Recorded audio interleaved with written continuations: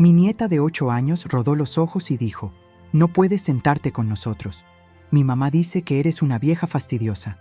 Todos en la mesa se rieron, incluso mi hijo. Yo simplemente me levanté y me fui en silencio. Esa noche, él me mandó un mensaje: «Mamá, no olvides la transferencia de mañana». Le contesté: «Arréglatelas». Al día siguiente fue puro caos. Pero déjame regresar un poco, porque lo que pasó después de esas 2 palabras fue tan devastador para ellos como liberador para mí.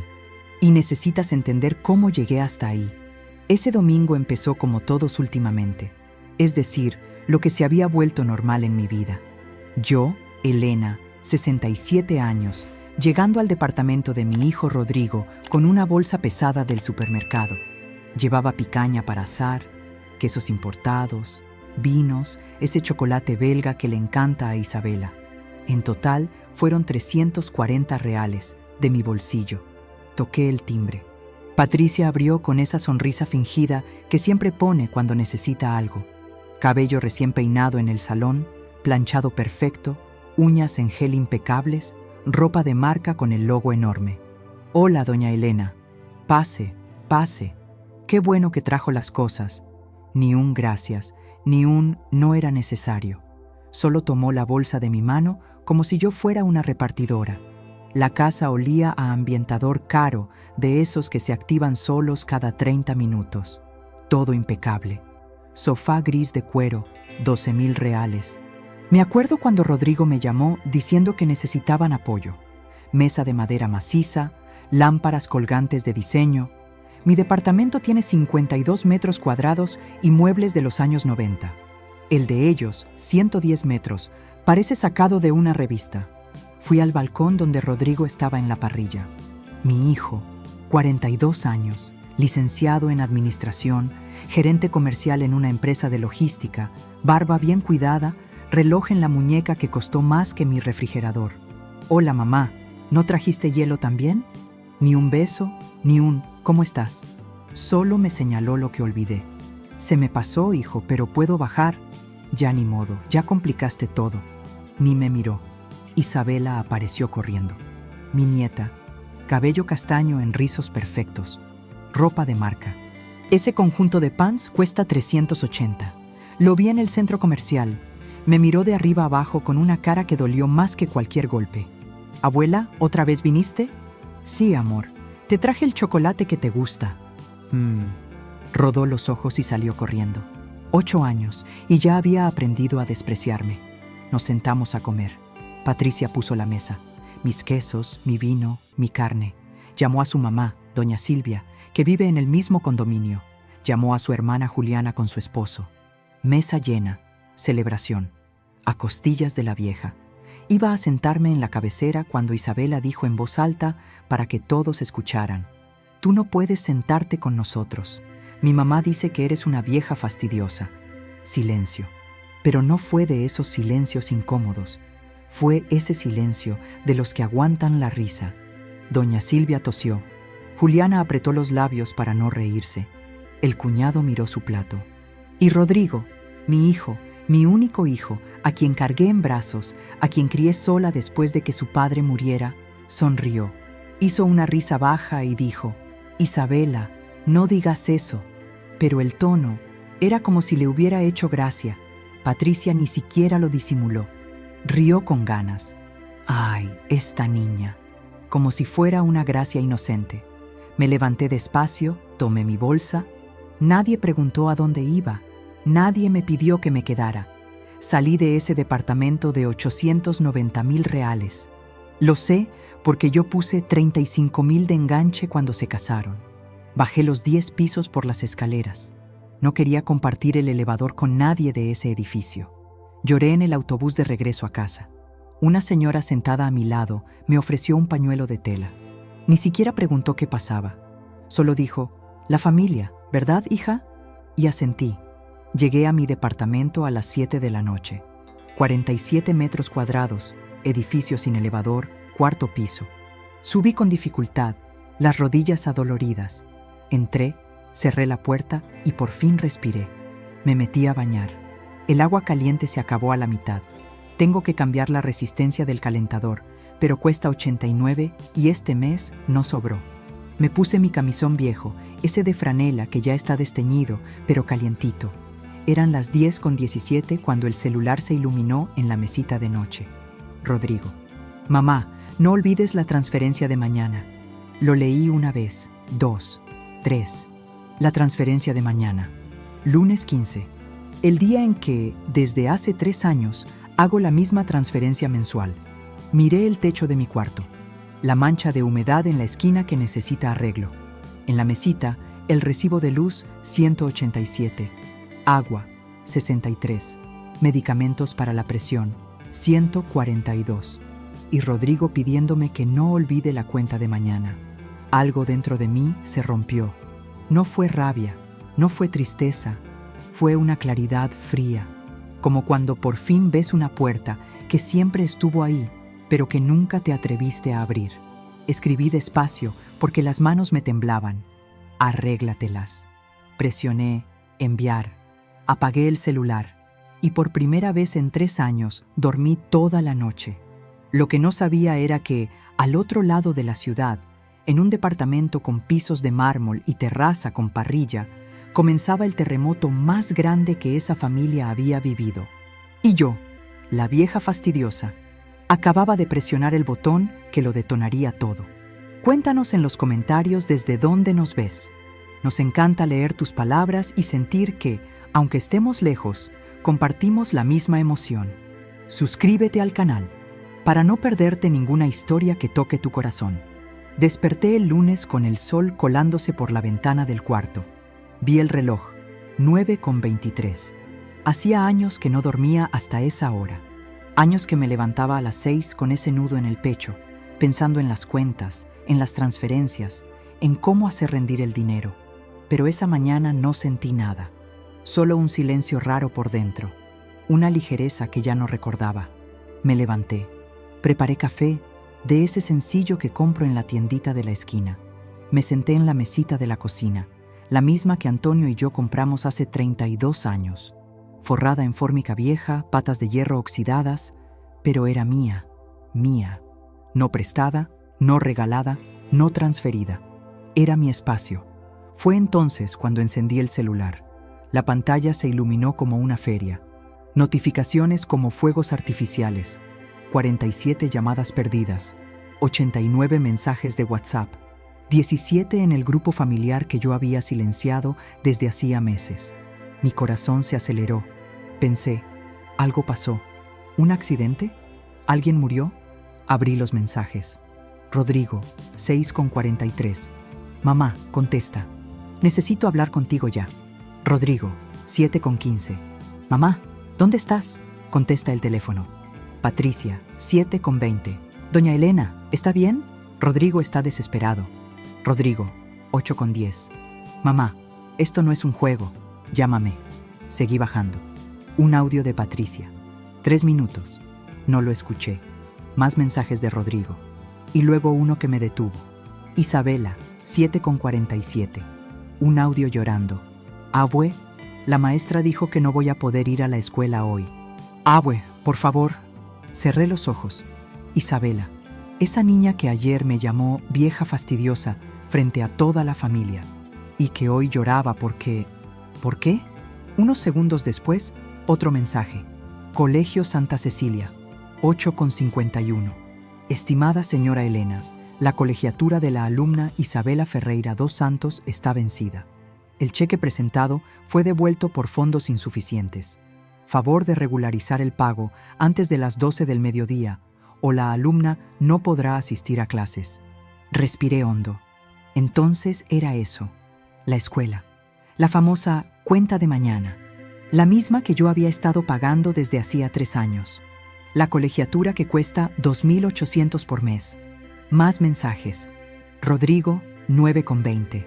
Mamá, el cheque rebotó. Lo firmé pensando que ya habías hecho la transferencia. La escuela me está presionando. Isabela está llorando, por favor. Puse el celular sobre la mesa. Las manos me temblaban, pero no de miedo, de algo nuevo. Algo que estaba creciendo dentro de mí. Como si una planta, después de años en la sombra, por fin recibiera sol. Porque déjame explicarte algo. Esa cuenta no era solo la escuela, era todo. Tomé mi libreta vieja donde anoto cada gasto. Abrí en la página de septiembre. Escribí a mano temblorosa: Colegios Isabela, 2.800. Seguro médico familiar, 1.950. Ayuda mensual adicional, 4.500. Total que transfiero cada mes, 9.250. ¿Y cuánto ingreso? Mi pensión de viuda, 4.200. La renta de la kitchenette, que era de Antonio, 1.800. Total, 6.000. ¿Notas el problema? Transfiero 9.250. Ingreso 6.000. ¿De dónde sale la diferencia? De la única cosa que me quedaba. Mi ahorro, mi fondo, mi colchón de seguridad, que Antonio y yo juntamos durante toda una vida. Para emergencias, para una cirugía, para el futuro. Durante 3 años, cada mes saco 3.250 de ese ahorro. 3 años. Saqué la calculadora. 3.250 x 36 meses. 117.000. 117.000 reales salieron de mi cuenta. Sumando los 6.000 que doy mensualmente por 3 años. 6.000 x 36, 216.000, 216.000 más 117.000, 333.000 reales. Esa es la cantidad que le di a mi hijo en 3 años. ¿Y cuánto me quedaba para mí? Después de pagar mi renta de 820, luz, agua, gas, mercado y medicamentos, 750 por mes. 750 reales al mes para vivir. Yo, Elena, que trabajé 52 años de mi vida. Costurera, empleada doméstica, cuidadora de ancianos. Crié sola a un hijo. Pagué escuela particular, cursillos, universidad, graduación. Y vivía con menos de 1.000 reales al mes para que mi hijo, un adulto con sueldo de 9.000 reales, pudiera tener una vida cómoda. El celular volvió a sonar. Rodrigo. Lo dejé sonar. Cayó a buzón. Mensaje nuevo. Patricia. 9:34. Doña Elena, con todo respeto, pero está siendo muy egoísta. Isabela es su nieta. ¿Va a dejarla sin escuela por un malentendido de ayer? Es solo una niña. No sabía lo que decía. Leí ese mensaje 2 veces. Egoísta. Me llamó egoísta. Una mujer que gasta 250 cada semana en peinarse, que publica fotos en Instagram con ropa de marca, que se fue a Cancún el año pasado. Vi las fotos. Resort de 5 estrellas, comidas incluidas, paseo en barco. Esa misma mujer, ese mismo mes, lloró frente a mí diciendo que no podía pagar la escuela de Isabela. Respiré hondo. Fui al cuarto, abrí el closet. Al fondo, bajo las cobijas viejas, estaba el baúl de caoba, herencia de mi abuela, la única cosa de valor que tengo. Lo abrí. Olor a madera antigua, sobres organizados por año, comprobantes de cada transferencia que hice en los últimos 5 años. Antes de esos 3 años de ayuda fija, ya había préstamos, que nunca fueron devueltos. Abrí el sobre de 2023, luego el de 2024, uno por uno, transferencias, depósitos, pagos. Sumé todo, 5 años, 287.400 reales. Eso fue lo que le di a Rodrigo. Y ayer no fue capaz de abrir la boca para defenderme cuando su hija me humilló frente a todos. Tomé el celular, más mensajes, grupo familiar. Rodrigo, ¿alguien ha podido hablar con mi mamá? Apagó el celular ayer y hoy tenemos un problema serio. Beatriz, mi hermana. ¿Qué pasa, Rodrigo? Rodrigo, mi mamá siempre nos ayuda con unas cuentas de la casa y hoy no hizo la transferencia. La escuela de Isabela está cobrando. Beatriz, Elena siempre ha sido muy responsable. Llámala, Rodrigo. Rodrigo, ya la llamé 50 veces. Respiré profundo. Seguí leyendo. Patricia, Rodrigo está desesperado. Parece que doña Elena se ofendió por un comentario de Isabela ayer, pero ahora está exagerando. Está usando a su nieta como moneda de cambio. ¿Moneda de cambio? ¿Exagerando? Leí eso 1, 2, 3 veces. Y ahí fue cuando tomé la decisión. No iba a responder, no iba a explicar, no iba a justificarme. Iba a vivir. Porque en ese momento, sentada en el suelo de mi cuarto, con ese baúl abierto y 287.400 en comprobantes, entendí algo que me destruyó. Yo me había vuelto invisible. Solo importaba cuando había dinero. Mi hijo no me amaba. Amaba mi cartera. Y eso dolía más que cualquier palabra. Guardé todo. El celular vibró de nuevo. Mensaje nuevo. Unimed. El pago del plan familiar a nombre de Rodrigo Ferreira dos Santos está vencido. Favor de regularizar en 48 horas para evitar la suspensión del servicio. Sonreí. Por primera vez en 3 años, sonreí. Porque al otro lado de la ciudad, en ese departamento con terraza gourmet, mi hijo finalmente estaba aprendiendo lo que significa tener que arreglársela solo. Martes, 10:38 de la mañana. Estaba en la cocina preparando un té de manzanilla cuando el celular volvió a sonar. Rodrigo, una vez más. Esta vez contesté. «Bueno, mamá, por fin». Su voz salió como un grito desesperado. «¿Dónde estabas? ¿Por qué no contestas el teléfono?» Estaba ocupada. ¿Ocupada? Mamá, la escuela llamó. El cheque rebotó. Isabela no puede entrar a clases. Nos están amenazando con suspender la inscripción. Tomé un sorbo de mi té, sin responder. Silencio al otro lado. ¿Cómo que no dices nada? Rodrigo, Isabela es tu hija. Tú ganas 9,000 pesos mensuales. Puedes resolverlo. No es tan fácil. Sabes que el dinero nunca alcanza. Yo dependo de esa transferencia que siempre haces. Dependías. Silencio más largo, más denso. ¿Estás enferma o qué? ¿Estás bien? Usando la vieja táctica, dudar de mi juicio, como si estuviera senil. Estoy perfectamente bien, mejor que en los últimos 3 años. Entonces, ¿por qué haces esto? Siempre mandas el dinero el 15 de cada mes. Porque me cansé. ¿Qué? ¿Cómo que te cansaste? Así como lo oyes. Me cansé, Rodrigo. Me harté. Su voz subió de tono. Mamá, no puedes simplemente cansarte. Hay una niña de por medio. Isabela no tiene la culpa. Respiré profundo. Tienes razón. Isabela no tiene la culpa. Es una niña. Está siendo criada por sus padres, no por mí. Pero tú siempre has ayudado. Y ahora dejé de ayudar. Se escuchó su respiración pesada. Luego una voz de fondo. Patricia, dame el teléfono. Se lo pasó. La reconocí de inmediato, con ese tono fingido de dulzura. Doña Elena, sé que está molesta por lo de Isabela. Ya hablé con ella. Es una niña.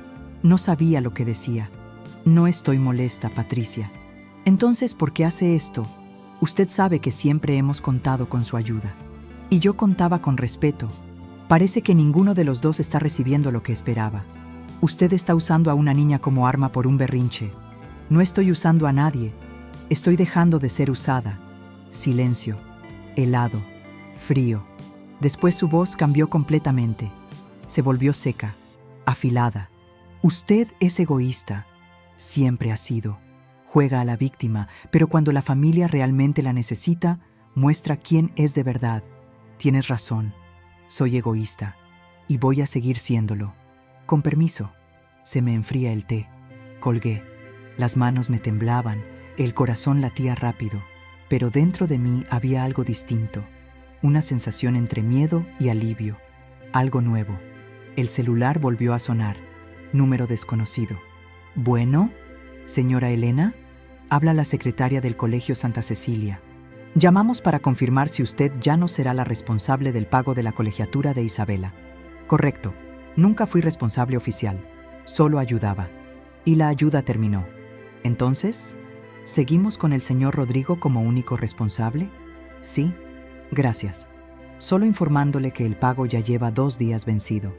Si no se liquida antes del mediodía de mañana, la alumna no podrá asistir a clases. Eso deberá hablarlo con el papá. Entendido. Gracias. 3 minutos después, otro número. Esta vez, la aseguradora. Señora Elena, hablamos de Unimed. El plan familiar de Rodrigo Ferreira está vencido. Usted ha sido quien ha pagado los últimos 36 meses. Por eso la contactamos. Eso ya terminó. No soy responsable. Favor de contactar al titular. De acuerdo. Le informamos que si no se paga en 48 horas, se suspenderá la cobertura. Perfecto. Colgué.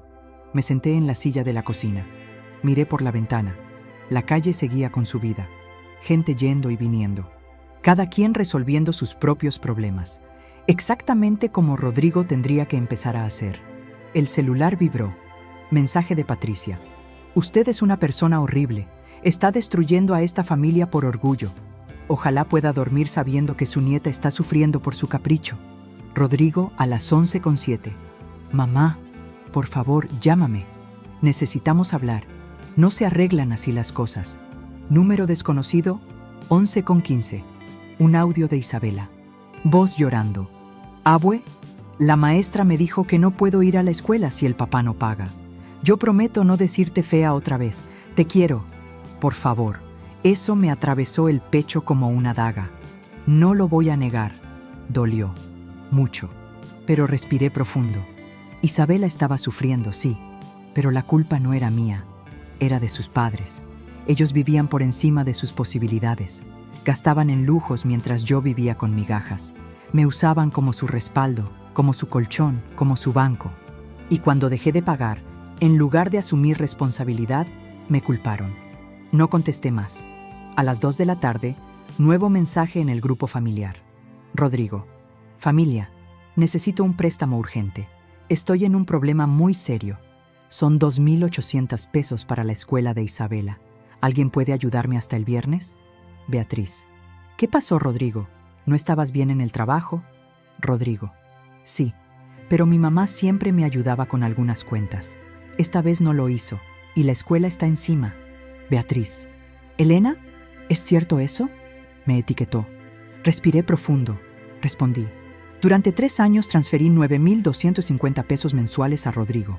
En 5 años van 287,400 pesos.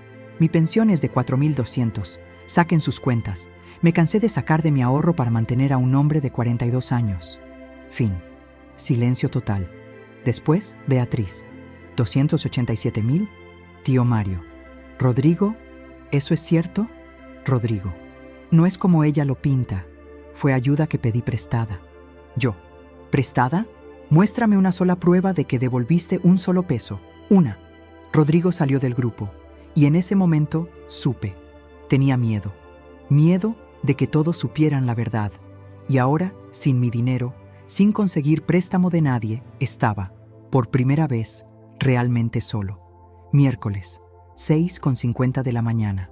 Desperté antes del amanecer, como siempre, pero esta vez no con angustia, sino con la cabeza clara. Me puse mi suéter de lana, fui a la cocina y encendí la estufa.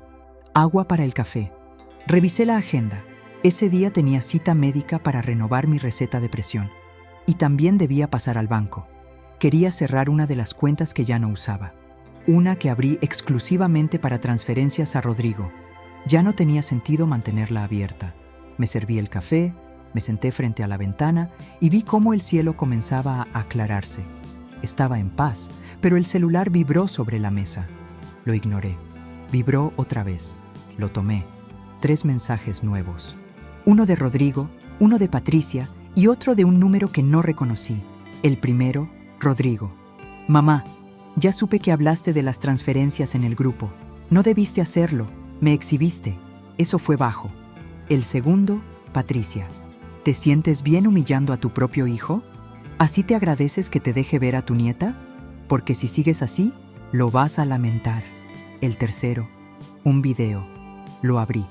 Era Isabela, grabada por Patricia, llorando con voz entrecortada diciendo: Abuelita, no sé qué hice mal. Todos dicen que ya no me quieres. Extraño tus abrazos. ¿Por qué no quieres verme? Me quedé helada.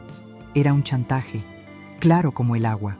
Un chantaje emocional armado por su propia madre, utilizando a una niña de 8 años como herramienta de presión. Pero lo peor no fue el video. Lo peor fue lo que vino después. A las 9:10 tocaron la puerta. Me asomé por la mirilla. Era Rodrigo. No lo veía desde aquel domingo en que se rió cuando su hija me llamó vieja fastidiosa. Se veía agotado, ojeroso. Traía el mismo suéter de ayer. Le abrí, no por él, sino porque quería escuchar con mis propios oídos lo que venía a decir. ¿Puedo pasar? Asentí. Se sentó en la sala sin decir nada por unos segundos. Luego soltó. ¿Qué estás haciendo, mamá? ¿Yo? Sí. Estás destruyendo todo. ¿Para qué? ¿Por orgullo? ¿Y tú? ¿Qué estabas haciendo, hijo? ¿Creíste que iba a mantenerlos para siempre? No es eso, pero tú siempre estuviste ahí, siempre apoyaste. Y de repente, así nada más, ¿cortas todo? Rodrigo, tengo 67 años. Me queda poco. No estoy para mantener adultos que sí pueden trabajar. ¿Dónde está tu dinero? Todo subió. La escuela, la renta, el supermercado. ¿Y tu reloj de 8,000? ¿Y el coche financiado? ¿Y el fin de semana en el spa? No respondió. ¿Por qué viniste?, pregunté. Porque necesito que pagues la colegiatura. Solo este mes. Prometo que después te lo devuelvo. ¿Con qué? ¿Con promesas? Mamá, Isabela no entiende. Me pregunta por qué su abuelita ya no la quiere. ¿De verdad puedes vivir con eso? Puedo. ¿Y sabes por qué? Porque yo la quiero. La quiero más que ustedes. Por eso me alejé. Porque no voy a dejar que siga creciendo en una casa donde una niña aprende a despreciar a quien le da todo. Rodrigo me miró como si no me reconociera. No sé qué te hicieron en esa cabeza. Antes no eras así. Antes no me respetaban. Ahora sí. ¿Y prefieres quedarte sola? Prefiero quedarme en paz. Se levantó. Golpeó la mesa con la mano. No fuerte, pero lo suficiente para mostrar que estaba perdiendo el control. Pues quédate con tu paz. Solo no vengas a llorar cuando estés enferma, sola, y no tengas a nadie que te acompañe al hospital. Lo acompañé hasta la puerta. La abrí. Tú tampoco vengas a tocar aquí cuando te falte comida. Cerré sin mirarlo. Apoyé la espalda en la puerta. Respiré hondo. Me temblaban las piernas, pero no por miedo, por el peso de todo lo que estaba soltando. Una a una. Las cadenas. Ese mismo día cancelé la cuenta bancaria que usaba para transferencias. Cancelé el débito automático del seguro de salud que pagaba a su nombre. Cerré el acceso compartido al streaming que yo pagaba para Isabela. Corté todo. Esa noche fue silenciosa. Ningún mensaje, ningún intento de comunicación. Silencio total. Hasta el día siguiente, jueves, 7:11. Sonó el teléfono de línea fija. Lo miré. Era el colegio. Contesté. Señora Elena, disculpe la llamada tan temprano. Solo queríamos informarle que la alumna Isabela Ferreira dos Santos fue retirada hoy del plantel. El papá vino a firmar la baja definitiva. Sentí un nudo en el pecho. ¿Y eso por qué?, pregunté, aunque ya lo sabía. Nos informaron que no pueden pagar más y no encontraron alternativa de pago. Lamentablemente, tuvimos que dar de baja su inscripción. Entiendo. Gracias por avisar. Colgué. Me senté en la orilla de la cama. Los ojos se me llenaron de lágrimas. No por culpa, por tristeza, porque al final quien pagaba el precio era una niña. Pero no era mi culpa, era la de sus padres. Ellos crearon esa dependencia. Ellos vivieron de apariencias. Y cuando la fuente se cerró, culparon a todos, menos a sí mismos. Mi celular vibró. Era un mensaje de voz de Patricia. Duraba 5 minutos. No lo abrí, lo borré. Porque en esa casa, por primera vez en años, yo ya no era parte del problema. Y tampoco iba a ser parte de la solución. El viernes no recibí ningún mensaje, ni una llamada. Silencio total. El tipo de silencio que ya no es descuido, sino castigo. Un castigo emocional. Como si estuvieran esperando que yo me sintiera culpable. Como si se hubieran puesto de acuerdo. No la busquen. Que venga ella arrastrándose. Pero yo no me arrastré. Limpié la casa, lavé mi ropa, fui al mercado. Me compré unas galletas que me gustaban y que siempre evitaba porque hay que guardar para la escuela de Isabela. Compré flores, pequeñas pero frescas. Las puse en la mesa, vi una película, una comedia tonta, me reí sola y dormí bien. El sábado fue distinto. A las 8:40 tocaron la puerta. Me asomé. Era doña Beatriz, mi hermana mayor. ¿Qué hiciste, Elena?, entró sin saludar. ¿Yo? Rodrigo vino a verme. Dice que lo dejaste sin un centavo, que sacaste a Isabela de la escuela y que ya ni siquiera puedes ver a tu nieta. ¿Y tú le creíste? Es tu hijo, Elena, y yo soy su madre. Pero eso no lo convierte en alguien incapaz de mentir.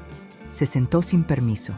Respiraba como si hubiera subido corriendo los 4 pisos. La miré. Llevaba una bolsa de mercado, una bata encima del vestido, y ese gesto de quien viene a regañar, no a preguntar. ¿Me puedes explicar qué está pasando? Claro, durante 5 años mantuve a Rodrigo. Comida, escuela, seguro, todo. De mi bolsillo. Le di casi 300,000 pesos. Nunca me devolvió un peso. El domingo, su hija me llamó vieja fastidiosa. Él se rió. Nadie me defendió. Así que me levanté y me fui. Y el lunes, cuando me escribió para recordarme la transferencia, le dije, arréglatelas. Beatriz me miró como si le hubiera dado una cachetada. ¿Y todo eso por una niña de 8 años? No, todo eso por 30 años de abuso emocional y financiero. ¿Y no pensaste en Isabela? ¿Y ellos pensaron en mí cuando permitieron que me humillaran en la mesa? ¿Cuando se rieron? ¿Cuando me usaron como banco durante media década? Silencio. Mira, Elena, tú siempre fuiste dura. Yo te conozco. No te gusta demostrar emociones. Pero esto es demasiado. ¿Demasiado qué? ¿Decir basta? La familia no se abandona. La familia tampoco se aprovecha. Y lo que Rodrigo hizo no fue un descuido. Fue abandono emocional. De esos que no dejan moretones, pero te quiebran por dentro. Beatriz se quedó callada. Sabía que yo tenía razón, pero no quería dármela. Porque en esta cultura, la madre siempre debe aguantar. Porque si no lo hace, es la mala. ¿Y ahora qué?, preguntó. ¿Vas a quedarte sola? ¿Morirte aquí sin que nadie te vea? Si eso significa vivir en paz, sí. Prefiero estar sola que estar con gente que solo me busca cuando necesita algo. Ella no dijo más. Se levantó, tomó su bolsa y se fue. Ni un abrazo. Ni un lo siento. Pero esa misma tarde pasó algo que no esperaba.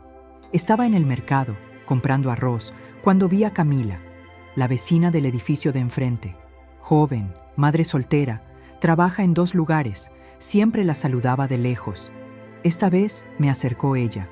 Doña Elena, ¿le puedo decir algo? Claro, hija. La escuché el otro día en la ventana, cuando colgó el teléfono y dijo, se van a tener que arreglar solos. Me quedé pensando en eso, toda la semana, porque yo también tengo una mamá que siempre me resolvía todo, hasta que un día dejó de hacerlo. Me dolió, mucho, pero aprendí. Y hoy, le juro, soy mejor madre gracias a eso. Mi mamá no me odia. Me enseñó a valerme por mí misma. Usted está haciendo lo correcto. No supe qué decir. Me tocó el brazo, me sonrió y se fue. Regresé a casa con la bolsa del mercado más ligera que nunca. Porque, por primera vez, alguien entendía lo que yo estaba haciendo. Alguien veía el fondo. No solo el drama de la superficie. El domingo por la mañana recibí una llamada inesperada. Era el número del condominio donde vive Rodrigo. Contesté por impulso. ¿Sí? Doña Elena, habla Claudio, el portero. Solo para avisarle que ayer en la noche vino una patrulla. Hubo un escándalo en el departamento 101. ¿Qué pasó? Discutieron fuerte. La niña lloraba. El señor Rodrigo gritaba que ya no aguantaba más. La señora Patricia salió corriendo.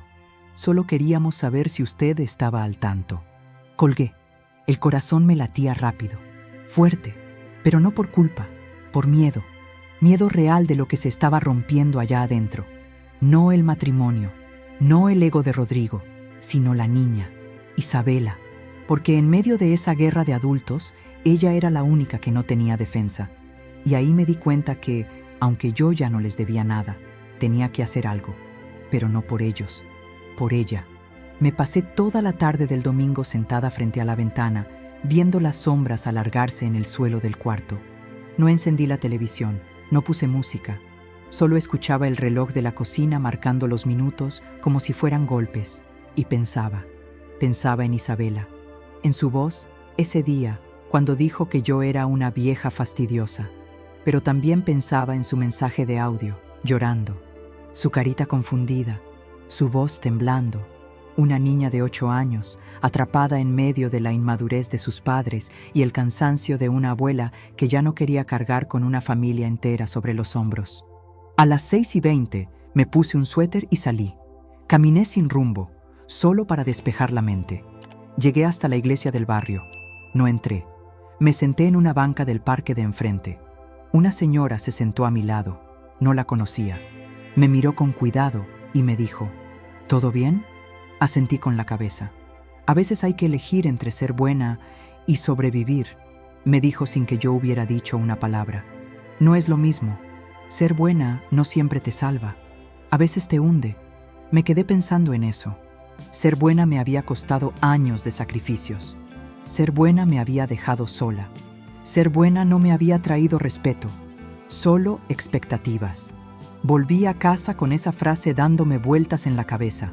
No dormí bien. Soñé que Isabela venía a mi casa, sola, bajo la lluvia. Golpeaba la puerta y yo no podía abrir. Desperté sudando. El lunes por la mañana tomé una decisión. Fui al Colegio Santa Cecilia. Pedí hablar con la directora. Me recibió con cara de sorpresa. Señora Elena, pensábamos que ya no tenía relación con la alumna Isabela. No tengo la responsabilidad económica, pero sí soy su abuela. Quiero saber si hay alguna beca disponible para que pueda continuar sus estudios. ¿Una beca? Tendría que hablar con el comité, ver su situación familiar. La situación es esta. Los padres no saben administrar dinero.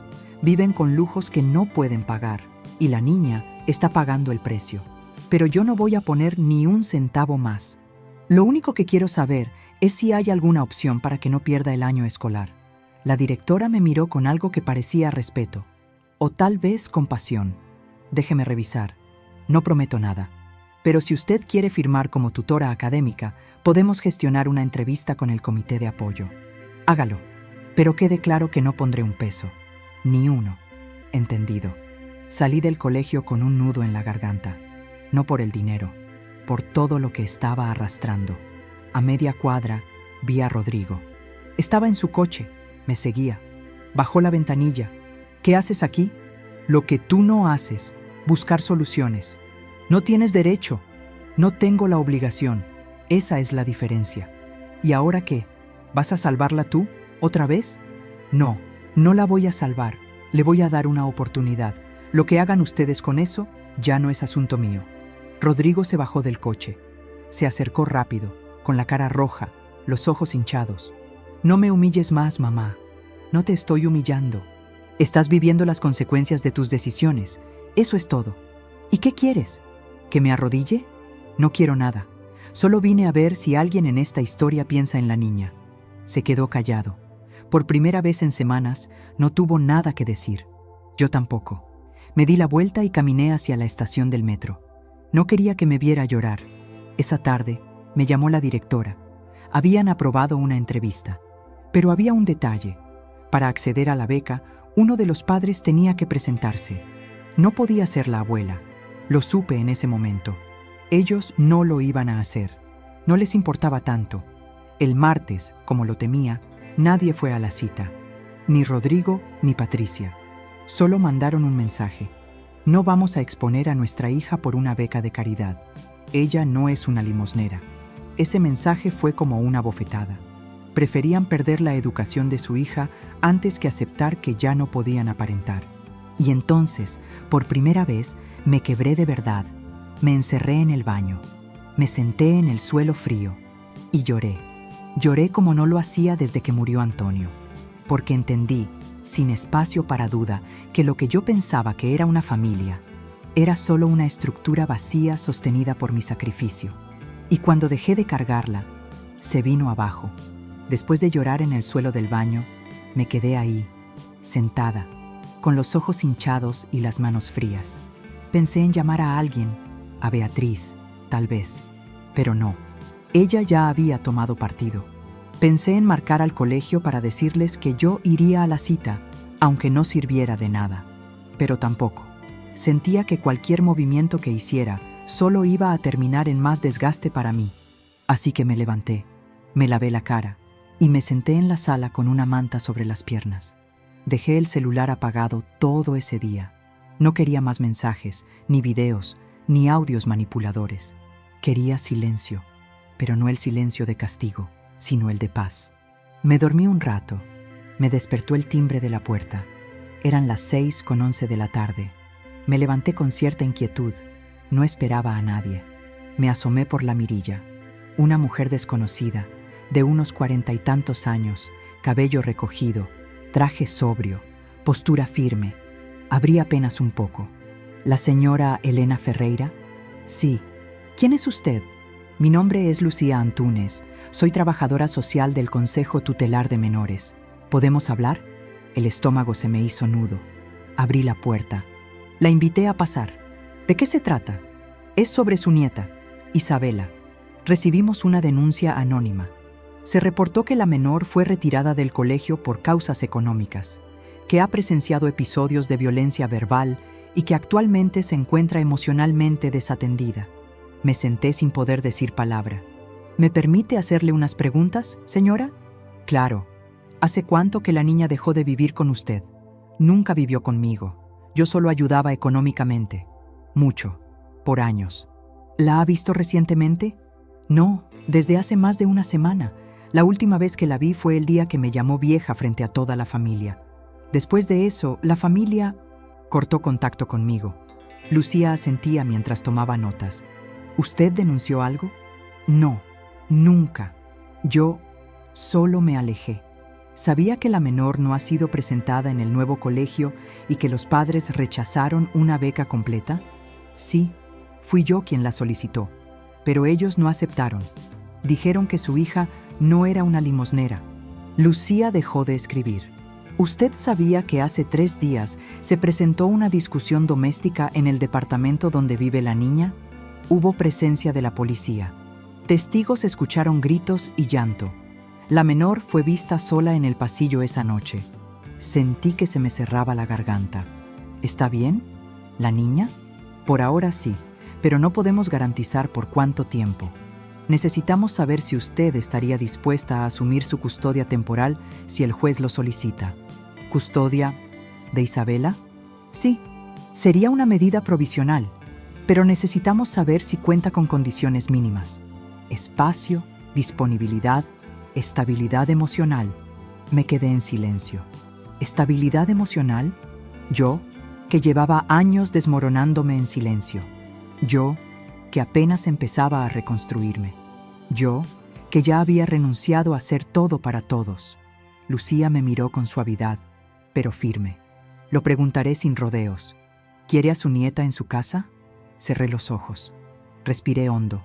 Y dije la única verdad que me cabía en el pecho en ese momento. Sí, pero no como antes. ¿Cómo sería entonces? Con respeto, sin que me usen, sin que me humillen, sin que me vean como un cajero automático con canas. Si ella llega aquí, llega para tener hogar, no para que sus padres me la dejen y después desaparezcan. Lucía asintió lentamente. Voy a reportarlo. Lo más probable es que el juez le pida presentarse en una audiencia.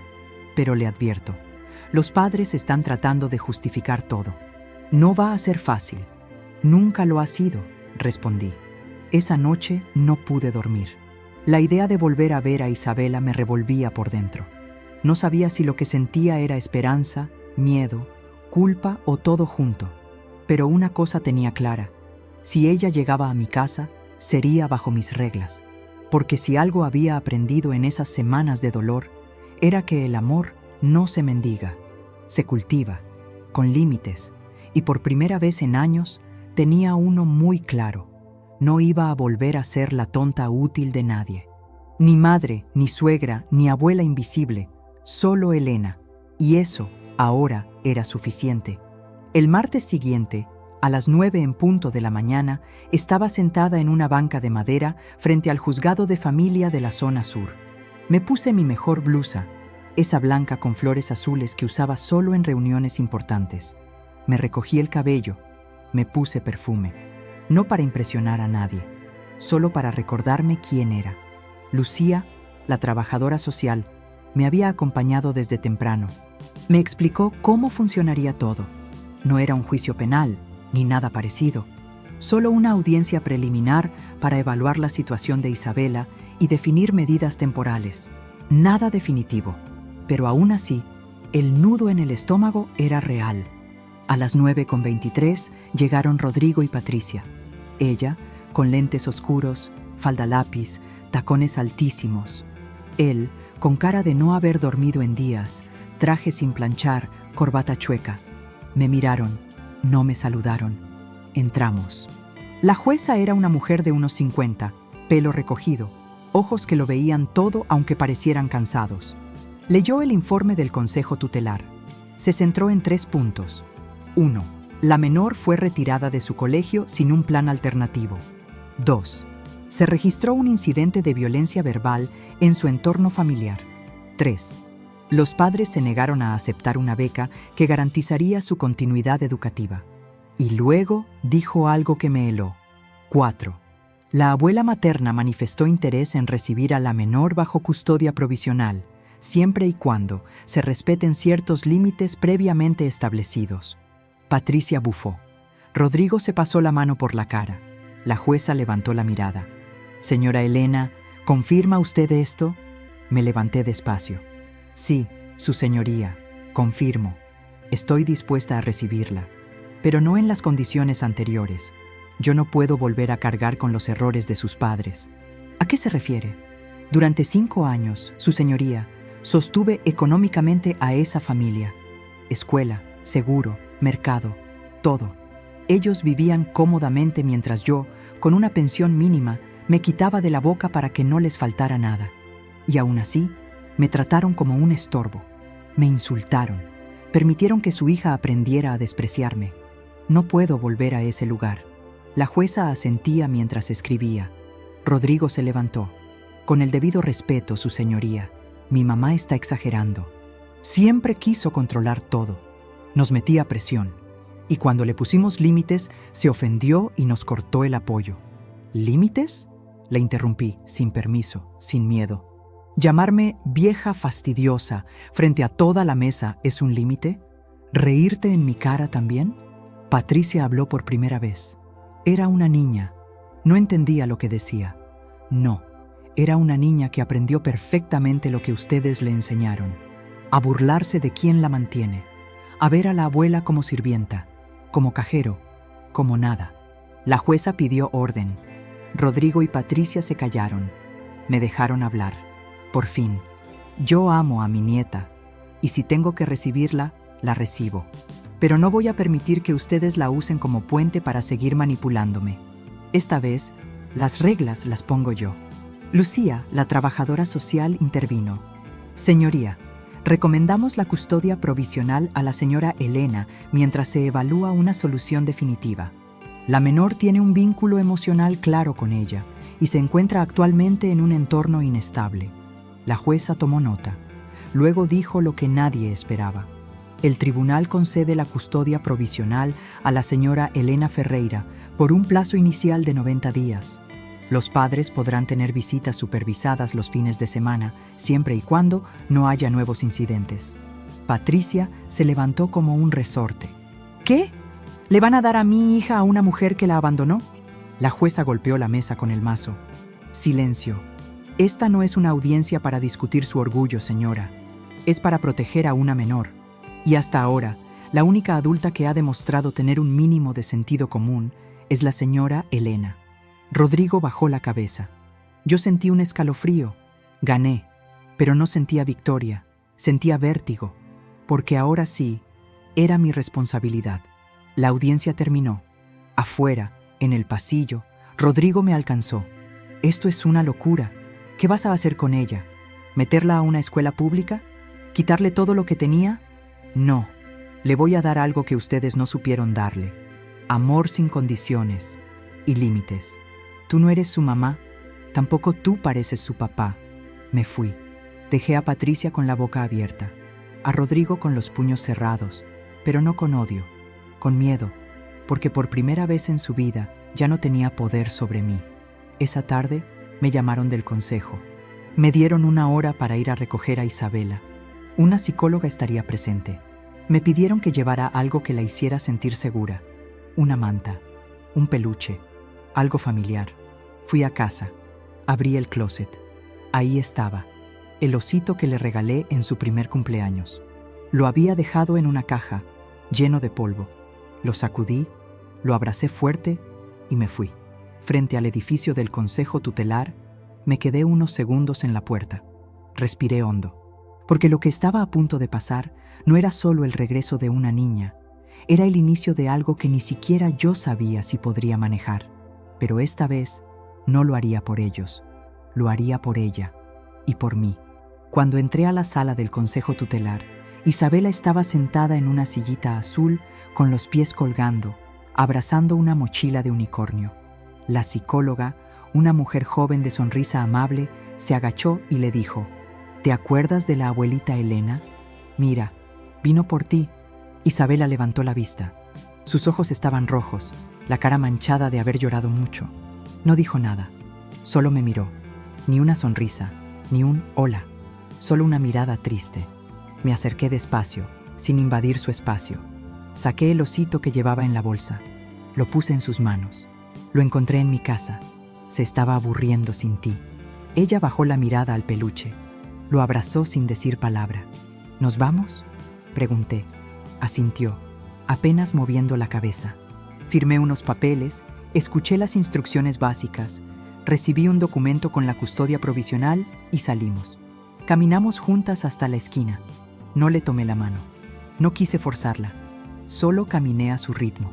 Al llegar al departamento, abrí la puerta y la dejé pasar primero.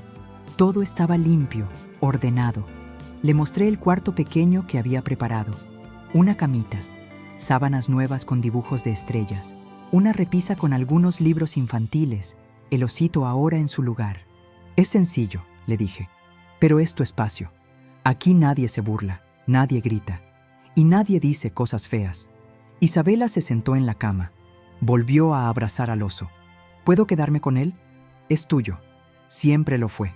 Esa noche no cenamos mucho. Un poco de arroz con huevo y frijoles. Comió en silencio. No preguntó nada. No preguntó por sus papás. No preguntó por su escuela. Yo tampoco mencioné nada. A las 9 de la noche se quedó dormida. Antes de apagar la luz, entré al cuarto para ver si estaba bien arropada. Murmuró algo en voz baja. Me acerqué. ¿Por qué me dejaron aquí? No supe qué responder. Me quedé congelada unos segundos. Porque ahora este es un lugar seguro para ti. ¿Me vas a dejar tú también? Me senté en la orilla de la cama. Le acaricié el cabello, con cuidado. No, pero tampoco voy a permitir que nadie más te haga daño. Ni a ti, ni a mí. Aquí vamos a aprender juntas. No respondió. Se giró hacia la pared y volvió a cerrar los ojos. Salí del cuarto con el corazón hecho pedazos. No lloré. No podía. Tenía que ser fuerte. Porque ahora, esa niña confundida estaba bajo mi techo, bajo mi protección, bajo mis reglas. Y no había margen para errores. Al día siguiente, desayunamos pan con mantequilla y café con leche. Isabela solo mojaba el pan en silencio. No había odio en su cara. Tampoco había cariño. Solo una tristeza dura, como la de un adulto en miniatura. «Vamos a salir», le dije. «¿A dónde?» «Al mercado. Vamos a comprar lo que te guste comer. Y luego al parque. Hay que mover las piernas». Salimos. Le compré fresas, pan dulce, jugo. Caminamos lento. Me preguntó si podía llevar su oso. Le dije que sí. Lo abrazaba como si fuera su escudo. En el parque no quiso jugar. Se sentó en una banca y me dijo: «¿Mi mamá va a venir?» «Por ahora no». «¿Por qué no me quiere?» Eso me quebró por dentro. «Isabela, tu mamá te quiere. Pero a veces los adultos no saben querer bien. No es tu culpa». Me miró como si no entendiera, como si fuera una explicación demasiado grande para su mente de 8 años. Y tenía razón. No se trataba de explicárselo. Se trataba de sanarlo con el tiempo. Las semanas siguientes fueron lentas. Isabela dormía mucho, hablaba poco, a veces despertaba llorando, a veces se escondía en el baño con el oso. No pedía nada, no exigía nada. Se estaba volviendo invisible. Exactamente como yo me había vuelto invisible durante años. Una noche, al verla así, tan callada, tan ausente, sentí un miedo profundo. ¿Qué tal si ya era tarde? ¿Qué tal si sus padres ya la habían roto por dentro? ¿Qué tal si todo esto que hacía ya no servía? Pero no me rendí. Todos los días le preparaba comida casera. Le leía antes de dormir. Le contaba historias mías. No hablábamos de su mamá, ni de su papá. Hasta que una noche, sin esperarlo, me dijo: «Abue, yo sabía que tú pagabas mi escuela». Me paralicé. «¿Quién te dijo eso?» «Un día escuché a mi papá. Dijo que sin ti No podíamos vivir donde vivíamos, pero mi mamá dijo que tú eras pesada, que nos controlabas. Por eso me dijo que no te hiciera caso, que eras dramática. Me acerqué, me arrodillé frente a ella. ¿Y tú? ¿Qué creías? No sabía qué creer, pero ahora no sé. Aquí es chiquito, pero está tranquilo. Allá había muchas cosas, pero siempre había gritos. ¿Te sientes mejor aquí? Más tranquila. Me abrazó, por primera vez desde que llegó. No con fuerza, no con emoción exagerada. Un abrazo corto, pero real, humano, necesario. Y ahí supe algo con certeza. No todo estaba perdido. Lo peor había pasado. Pero lo más difícil apenas estaba por empezar. A las 6:14 de la mañana del lunes tocaron la puerta con fuerza. No era un golpe normal, era urgente, desesperado. Me puse la bata, salí del cuarto y caminé con cuidado hacia la puerta. Era el portero. Venía con una hoja en la mano. Perdón por la hora, doña Elena, pero dejaron esto para usted. Firmé el recibo, cerré la puerta y abrí el sobre. Era una notificación judicial. Rodrigo y Patricia habían solicitado revocar la custodia provisional, alegando que yo estaba manipulando emocionalmente a la menor para apartarla de su entorno familiar.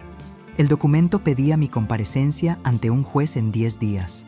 Me senté en la cocina, sola, con el papel en la mano, temblando. No me sorprendía, lo esperaba.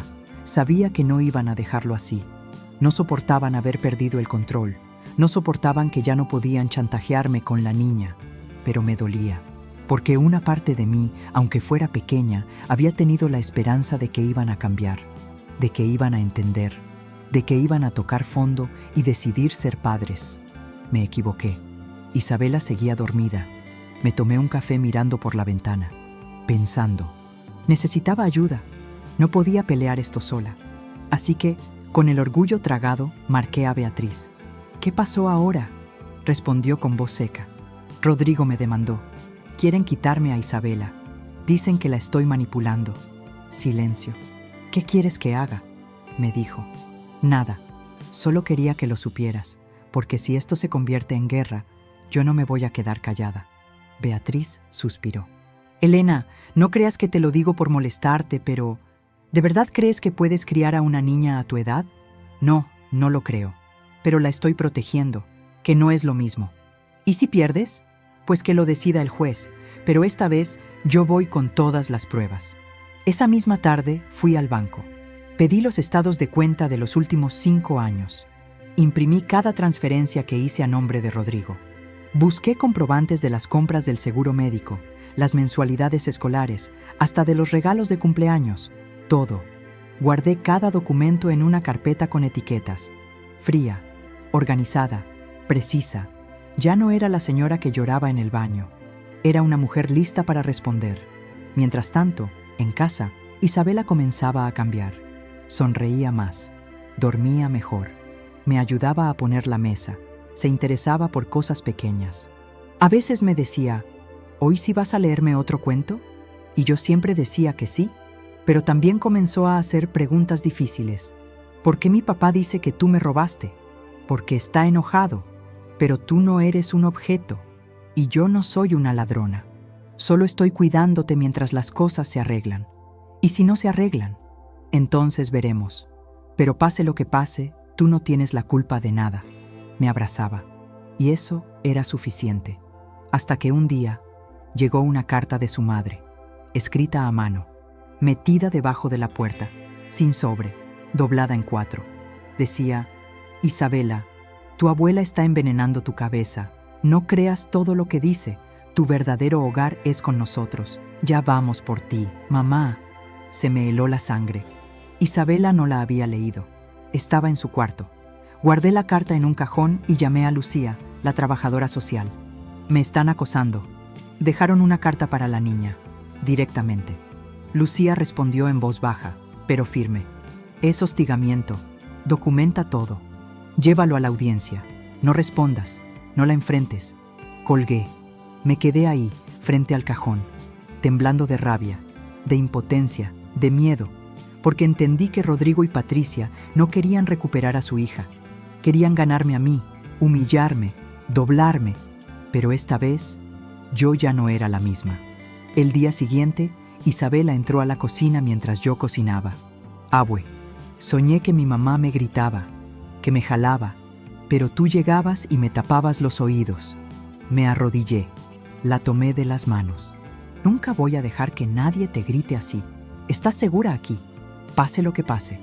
Ella asintió, y por primera vez sonrió sin miedo. Y ahí supe que tenía que ganar.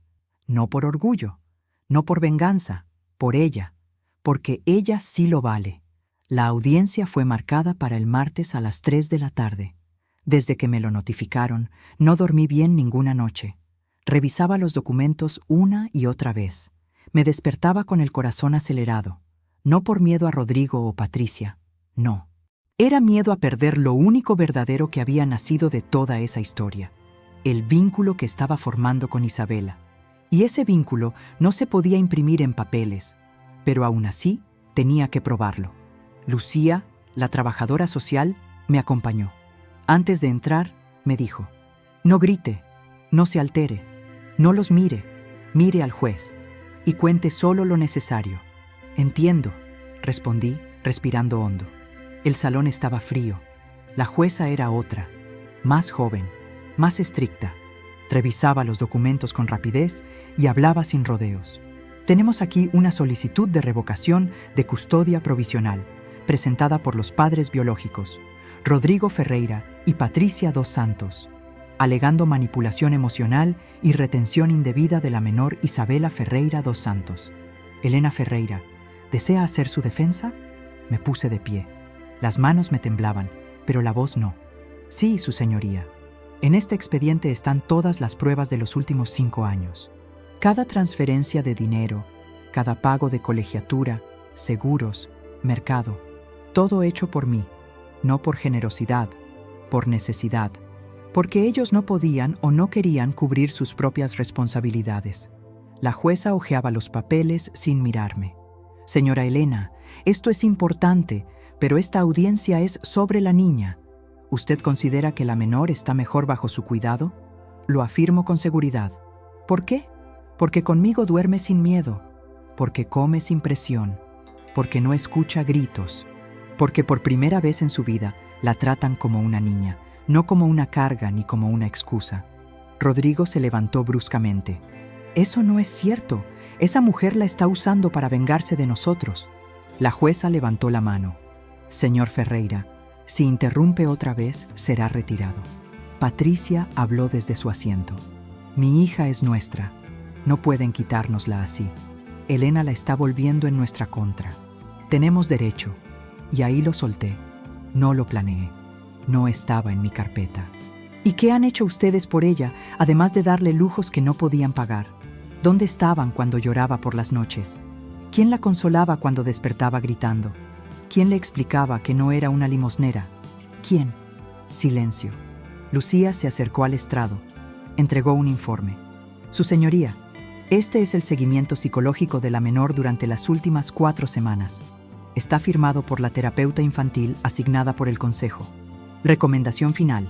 Permanencia con la señora Elena por entorno emocional estable, vínculo afectivo positivo y mejora evidente en el estado anímico de la menor.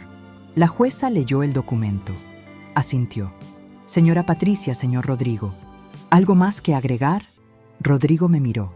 No con odio, con algo peor, con miedo de perder el control para siempre. Ella no puede con una niña. Está vieja, está sola, no es justo.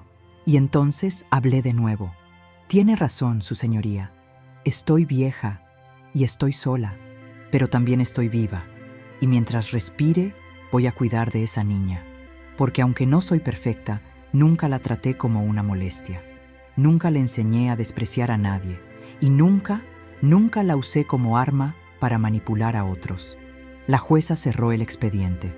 El tribunal ha tomado una decisión. Los segundos que pasaron después de esa frase me parecieron siglos. Me ardían los ojos, pero me mantuve firme. La custodia provisional será ratificada y extendida.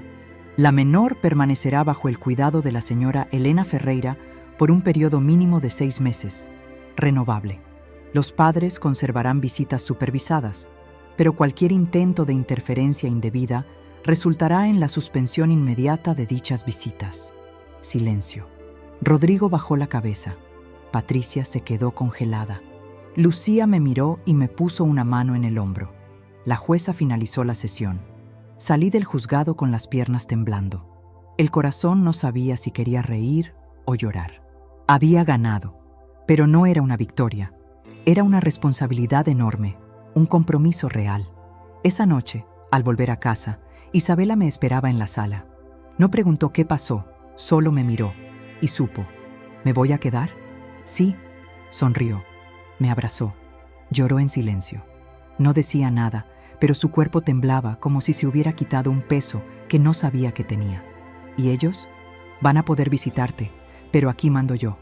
¿Tú me vas a llevar a la escuela? Todos los días. ¿Y si me porto mal? Te castigo. Se rió. Esa risa me derritió el alma. Pero también te voy a cuidar, agregué. Todos los días.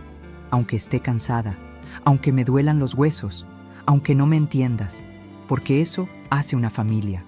Esa noche dormimos en paz, ella en su cuarto, yo en el mío, pero por primera vez, sin miedo. Faltaba solo un paso, una última sorpresa, una última prueba. Y no venía de Rodrigo, ni de Patricia, venía de Isabela. La rutina se volvió otra vez parte de mi vida, pero esta vez no como castigo, como estructura. Despertábamos a las 6, desayunábamos juntas, le preparaba su lonchera y la llevaba a la nueva escuela pública que conseguimos gracias al apoyo del consejo. No era tan bonita como la privada, pero era segura y sobre todo era sincera. Como yo, como ella. Cada semana Isabela tenía una sesión con la psicóloga. Hablaban de cosas que yo no sabía. Yo solo veía los cambios. Comía más, reía más, ya no se sobresaltaba con los ruidos fuertes. Dormía tranquila. Ya no cargaba al osito todo el día. Ahora lo dejaba en la cama, como si supiera que ya no era su escudo, sino solo un recuerdo de cuando lo necesitó. Pasaron casi 2 meses así, sin llamadas, sin cartas, sin drama. Hasta que un jueves por la tarde, mientras preparaba arroz con pollo, Isabela entró a la cocina con el cuaderno de la escuela. «Abue, ¿me ayudas con la tarea?» «Claro, hija. ¿De qué es?» «Tengo que escribir algo sobre mi persona favorita en el mundo». Sonreí. Me serví un café mientras ella se sentaba a escribir en la mesa. No preguntó nada, escribió en silencio. Renglón por renglón, concentrada, lenta, como si cada palabra pesara. Cuando terminó, cerró el cuaderno, pero no se lo llevó. Lo dejó sobre la mesa. «¿Lo puedo leer?», pregunté. Ella se encogió de hombros como si no fuera gran cosa. Abrí la hoja. Decía así: «Mi persona favorita en el mundo se llama Elena. No es mi mamá, no es joven, no tiene coche, no sabe usar bien el celular. A veces se le olvida poner sal, pero me cuida, me escucha, me ve y no me deja sola. Una vez soñé que me caía de un puente y ella estaba abajo con los brazos abiertos. No me prometió que no me iba a caer, solo me prometió que me iba a atrapar. Y lo hizo. Yo antes pensaba que las abuelas eran viejas que daban dinero. Ahora sé que las abuelas también pueden ser héroes. No pude leerlo en voz alta. La garganta no me lo permitió. Ella me miraba en silencio, esperando algo, no una felicitación. Esperando que no me rompiera. Pero me rompí. Lloré ahí mismo, frente a la estufa, con el cucharón en la mano. Ella se acercó y me abrazó, pero esta vez no como niña asustada. Me abrazó como alguien que ya entendía algo que antes no sabía. Y ahí lo entendí yo también. Nunca me robaron nada. Nunca perdí una familia. Lo que perdí fue el papel de la mujer que lo da todo a cambio de nada. Y lo que gané fue mejor. Porque Isabela no llegó a mi vida para que yo la salvara. Ella llegó para que nos salváramos juntas. Esa noche, después de cenar, puso su cabeza en mi regazo mientras veíamos una película. Me dijo sin mirarme: «¿Tú crees que cuando crezca también voy a cuidar a alguien?» «Sí», le dije. «Y lo harás muy bien, porque aprendiste a cuidar sin miedo». Y entonces, como si no fuera nada, me soltó. Mi mamá me dijo una vez que yo nunca iba a ser como ella, que iba a ser peor. Le acaricié el cabello, firme, sin temblar. Tu mamá estaba equivocada. Tú vas a ser mejor. Ya lo eres. Se quedó dormida antes de que la película terminara. Yo no dormí esa noche. No por angustia, sino porque entendí algo que cambió mi forma de ver todo. No hay familia más poderosa que la que se elige. Y yo elegí cuidarla. Y ella eligió quedarse. Eso no lo rompe un juez. No lo compra una tarjeta. No lo destruye un insulto. Esa es la única herencia que quiero dejarle y la única que realmente vale la pena. Cada historia es un viaje de amor, familia, retos y esperanza. Suscríbete y activa la campanita, dejar tu like, para no perderte ninguna historia que toque tu corazón. Cuéntanos en los comentarios desde dónde nos ves. Nos encanta leer tus palabras y sentir que, aunque estemos lejos, compartimos la misma emoción.